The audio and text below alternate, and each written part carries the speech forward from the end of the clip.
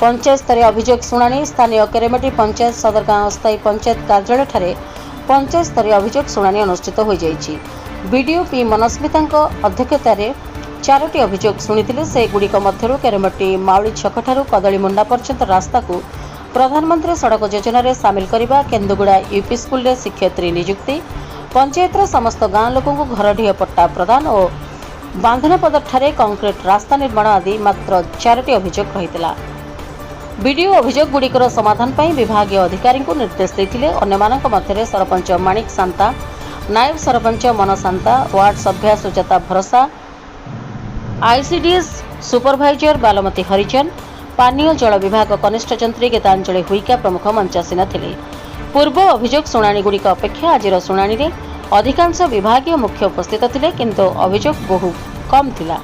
व्यक्तिगत अभियोग किछि भी नथिला। पीईओ रविंद्र पुजारी, एडीईओ संतोष कुमार बेहेरा, जेई रामचंद्र बेहेरा प्रमुख कार्यक्रम परिचालना करथिले। कुंद्रा ब्लॉक रु रामचंद्र नायक रिपोर्ट, रिपब्लिक ओडिशा, साधारण लोकंक स्वर।